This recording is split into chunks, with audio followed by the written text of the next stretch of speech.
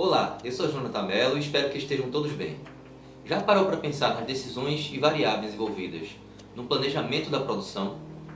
Existem etapas e decisões que são fundamentais para o sucesso de todo o sistema. Então, vem comigo, bora produzir?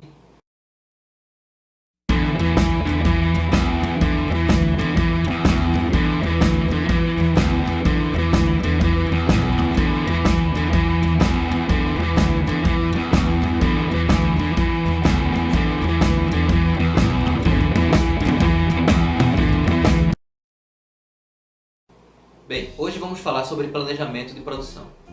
Desde pequenas até grandes corporações enfrentam uma série de impasses e incertezas quando se trata da produção.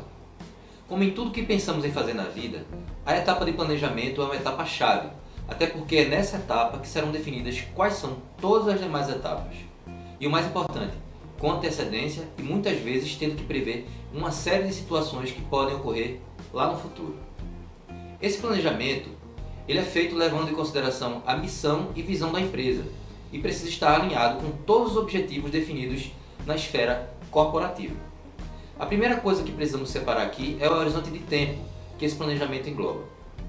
Isso porque é importante para saber o nível de detalhamento e amplitude de cada etapa. Então, esse horizonte de tempo tem relação com os níveis desse plano. Existe, de uma forma geral, basicamente 3 níveis de planejamento: o estratégico, o tático e o operacional. Para cada nível desse, a escala de tempo considerada no planejamento é diferente, assim como o grau de detalhamento e as ações do plano.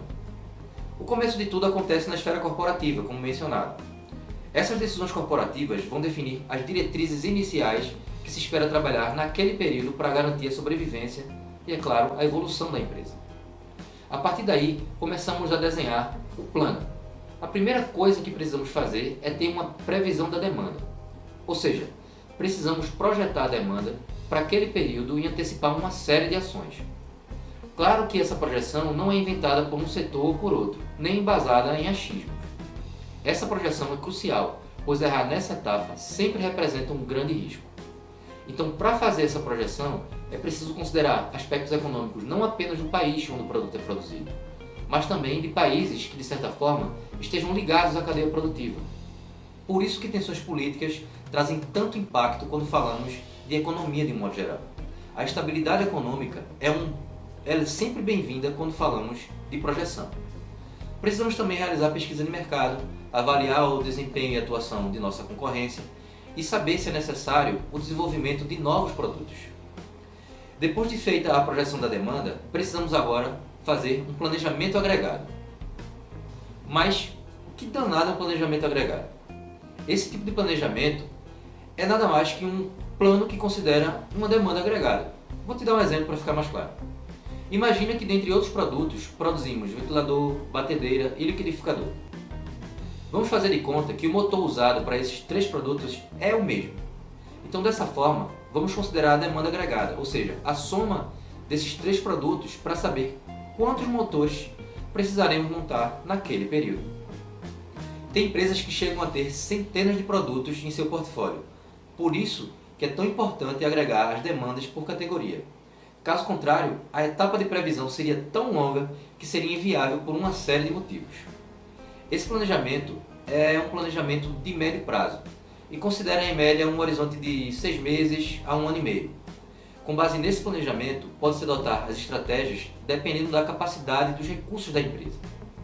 Por exemplo, se a demanda prevista for muito maior que a capacidade para um determinado produto, podemos, por exemplo, aumentar a capacidade de produção ou tentar regular a demanda ao longo do tempo com promoções e estratégias de marketing, por exemplo. Ou até mesmo adotar uma estratégia mista. Outro fator importante a se considerar nessa etapa é que, se a previsão ela foi bem estruturada, podemos ter uma noção do perfil dessa demanda ao longo do tempo. Então, durante esse tempo de planejamento, nós vamos ter uma noção de como varia essa demanda. E essa informação é importante porque, em determinado momento, um sistema ele pode estar sobrecarregado e, em outros momentos, ele pode estar ocioso. Daí a importância de adotar uma estratégia no plano que minimize os custos de produção. Resumindo, no planejamento agregado, precisamos fazer uma boa gestão da demanda e planejamento dos recursos. Depois de elaborar o planejamento agregado, já podemos começar a fazer o plano mestre de produção. Nesse plano mestre, começamos a planejar a produção de cada produto daquele grupo do plano agregado, além de planejar a capacidade de médio e curto prazo. A partir daí, precisamos fazer o planejamento das necessidades de materiais. Nesse planejamento, já começamos a planejar compras, verificar níveis de estoques e a estrutura dos produtos. Os computadores tornaram possível planejar produtos cada vez mais complexos usando o sistema MRP, o que tornou o processo mais automático e interligado com as áreas envolvidas. Posso até falar desses sistemas lá no futuro.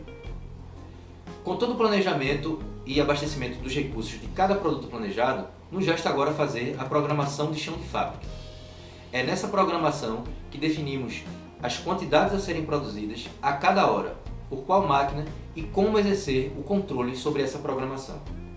As estratégias usadas para os planos do PCP, que é Planejamento e Controle da Produção, geralmente variam de acordo com o tipo de sistema que se programa. No próximo vídeo, posso detalhar um pouco mais sobre as atividades de um PCP na indústria. E aí, espero que esse conteúdo tenha agregado algo e tenha te ajudado a ter uma visão mais geral e sistêmica do processo. Mais uma coisa, deixa teu like e comenta e compartilha o vídeo. Bora fazer esse canal crescer, porque vamos adotar temas e assuntos muito interessantes lá no futuro. Obrigado mais uma vez e até o próximo vídeo.